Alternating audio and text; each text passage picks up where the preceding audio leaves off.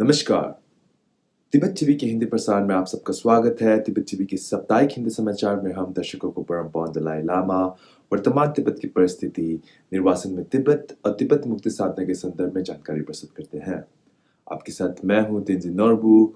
आगे देखिए इस सप्ताह के प्रमुख समाचार। चुनाव आयोग ने आम चुनावों से पहले प्रमुख कार्यक्रमों की घोषणा की, दिशा निर्देशों पर जोर दिया।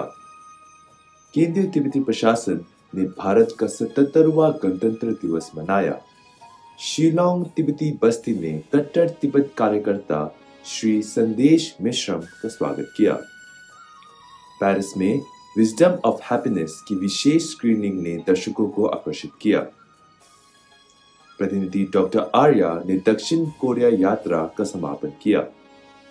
DIIR ने उत्तर भारत स्वयं सेवक तिब्बत वकालत समूह के लिए प्रशिक्षण आयोजित किया। स्वास्थ्य विभाग ने तिब्बती चिकित्सा प्रणाली के लिए नामांकन शुरू किया।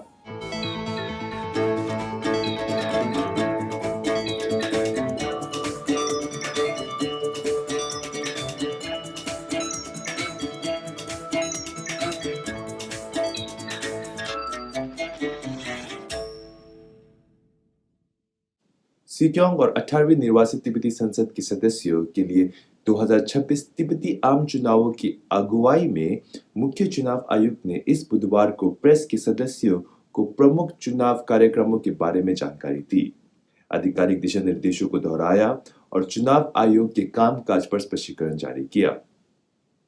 मुख्य चुनाव आयुक्त लोब्सांग यीशी ने क्षेत्रीय चुनाव अधिकारियों से चुनाव संबंधी मुद्दों को निष्पक्षता और शीघ्रता से हल करने का आह्वान किया। केंद्रीय तिब्बती प्रशासन के कर्मचारियों से आग्रह किया कि वे मतदान के अपने अधिकार का प्रयोग करने और अपने निर्धारित चुनावी कर्तव्यों को पूरा करने के अलावा चुनावी प्रक्रिया को प्रभावित करने या भाग लेने से बचे। मुख्य चुनाव आयुक्त ने किसी भी प्रकार के चुनावी कादाचार के प्रति चुनाव आयोग की शून्य सहिष्णुता नीति पर जोर दिया। उन्होंने व्यवधान को रोकने के लिए आम जनता से गैर जिम्मेदार सोशल मीडिया पोस्ट और टिप्पणियों के संबंध में सावधानी बरतने की भी अपील की। तिब्बती संगठनों और संस्थानों से नियामक संघोषणा के माध्यम से हेर फेर से बचने का अनुरोध किया और जो उम्मीदवार केंद्रीय तिब्बती प्रशासन के गणमान्य व्यक्तियों की सेवा कर रहे हैं उन्हें आवश्यक समझे जाने वाले कार्यक्रमों को छोड़कर आधिकारिक यात्राओं को कम करने या स्थगित करने के लिए प्रोत्साहित किया। चुनाव आयोग की स्वतंत्र कार्यप्रणाली को स्वीकार करने के लिए मुख्य चुनाव आयुक्त ने कई मामलों में इसके संचालन के संबंध में स्पष्टीकरण प्रदान किया। आगामी चुनावों के लिए चुनाव आयोग ने 27 देशों के कुल 1737 चुनाव अधिकारियों के साथ 87 क्षेत्रीय चुनाव कार्यालयों की देखरेख में 309 मतदान क्षेत्र स्थापित किए हैं। प्राथमिक चुनाव अवधि के साथ मेल खाने वाले तिब्बती स्वेटर विक्रेताओं की मौसमी खुदरा गतिविधियों को ध्यान में रखते हुए उनके स्थानों में 31 मतदान क्षेत्रों की भी व्यवस्था की गई है। केंद्रीय तिब्बती प्रशासन इस सोमवार को खंगचिन किशोर में भारत के 77वें गणतंत्र दिवस के आयोजन में शामिल हुआ। इस कार्यक्रम का नेतृत्व कार्यवाहक सिक्योंग और शिक्षा विभाग का थालम डोमा चांगरा, उपाध्यक्ष तिब्बती न्याय आयुक्त, महालेखा प्रशिक्षक, 70वीं निर्वासित तिब्बती संसद की स्थायी समिति के सदस्य, सचिवों और वरिष्ठ CTA अधिकारियों के साथ किया। कार्यवाहक सिक्योंग थालम डोमा चांगरा ने तिब्बती लोगों की ओर से भारत की सरकार और लोगों को शुभकामनाएं दी। कार्यवाहक सिक्योंग ने कहा कि भारत एक कामकाजी और स्थायी लोकतंत्र का एक मजबूत उदाहरण है जो बाकी दुनिया के लिए सबक पेश करता है। उन्होंने आगे भारत की उदारता पर जोर दिया और इसके निरंतर समर्थन के लिए भारत के प्रति आभार व्यक्त करने के महत्व पर प्रकाश डाला। 제가 러인의 강에 망부치 예대비치래서 간스는 랑생산의 폐지 로중이 던지마 치미 동안 뒤 링라 강에 뒤에 시에부터 치나 안도 공스게 무침부 레두슈브나시 아니 추 리숑 시 시자 ngachi pasum jaga shunga dindish tuyu drabin nambati ha lewch 지당 강에 예배 지게 아니 심판을 로교제 삼시다 고마다 네 찬스 킹르바 자 딘데 강에 요때 이나야 여름 제리디 슈브나시 다 딘데 남부디 마음 벽에 유난了 대산당了 인지 미지 개과치다 뱀의 처음에 딱 자가게 아주 강에 채배 뒤들라 그것을 로견한 것이 남의 체험했어. तिब्बती बस्ती शिलोंग में core group for Tibetan cause India के पश्चिमी क्षेत्र महाराष्ट्र और गोवा के क्षेत्रीय संयोजक श्री संदेश मिश्रम का स्वागत किया गया, जिन्होंने मेघालय के शिलोंग में अपनी छठी जग जागरण साइकिल यात्रा का सफलतापूर्वक समापन किया।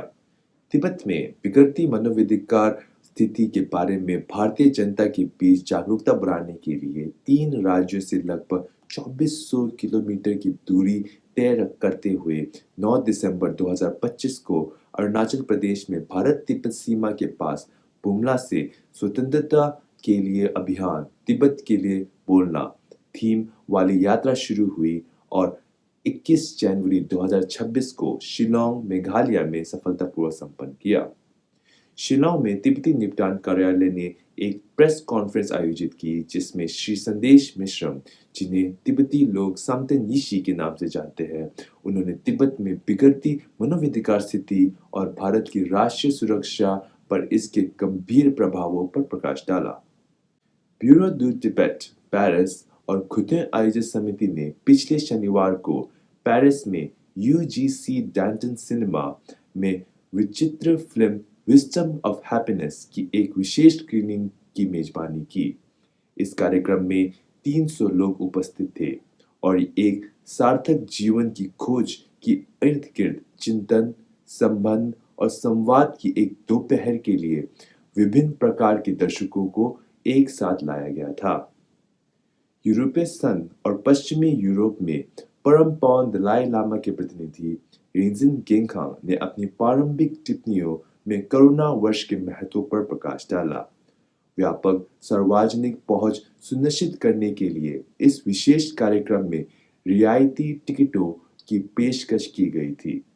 उपस्थित लोगों ने आज की तेज तर्रार और अक्सर खंडित दुनिया में इसके संदेश की प्रासंगिकता को रेखांकित किया, यह देखते हुए कि कैसे फिल्म ने आश्वासन और व्यावहारिक ज्ञान दोनों प्रदान किए थे। जापान और पूर्वी एशिया के लिए परम पावन दलाई लामा के संपर्क कार्यालय के प्रतिनिधि डॉक्टर छेवांग ग्याल्पो आर्या ने 21 से 28 जनवरी तक दक्षिण कोरिया में 4 प्रमुख शहरों में अपने सप्ताह भर की प्रदर्शनी और वार्ता कार्यक्रमों के साथ साथ अन्य आधिकारिक कार्यक्रमों का संपन्न किया।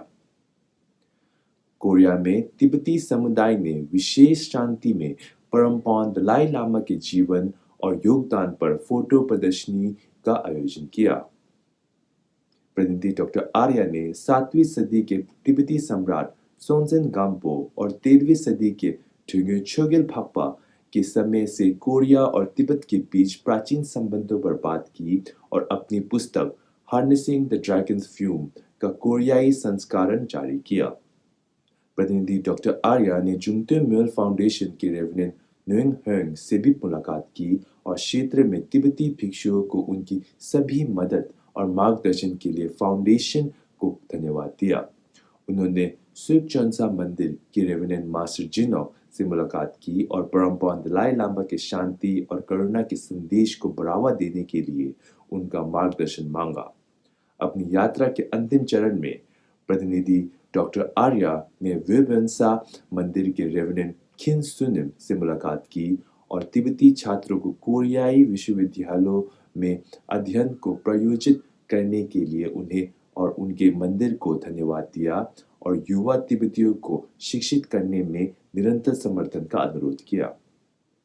केंद्रीय तिब्बती प्रशासन के सूचना और अंतर्राष्ट्रीय संबंध विभाग ने पिछले सप्ताह धर्मशाला में उत्तर भारत स्वयं सेवक तिब्बत वकालत समूह के लिए 3 दिवसीय वकालत प्रशिक्षण आयोजित किया।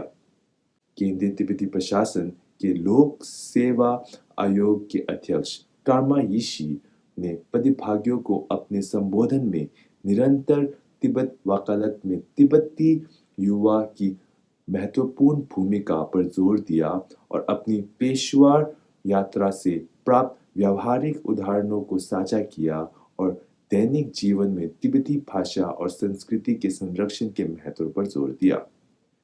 कार्यक्रम जिसका उद्देश्य उत्तर भारत के तिब्बती युवाओं को आवश्यक वकालत कौशल से लैस करना, समन्वित क्षेत्रीय प्रयासों को मजबूत करना और तिब्बती स्वतंत्र आंदोलन के भीतर बड़े नेतृत्व को प्रेरित करना है। उन्होंने पूरे उत्तर भारत से 38 युवा अधिवक्ताओं को एक साथ लाया। सीटीए स्वास्थ्य विभाग ने भारत में 36 बस्तियों में 2026-27 टिबेटन मेडिकेयर सिस्टम के लिए नामांकन शुरू कर दिया है। निवासियों को प्रमुख चिकित्सा खर्चों और सर्जरी के लिए वित्तीय कवरेज सुरक्षित करने के लिए 31 मार्च की समय सीमा से पहले अपनी स्थानीय निपटान कार्यालयों या स्वास्थ्य केंद्र के माध्यम से पंजीकरण करने के लिए प्रोत्साहित किया जा रहा है।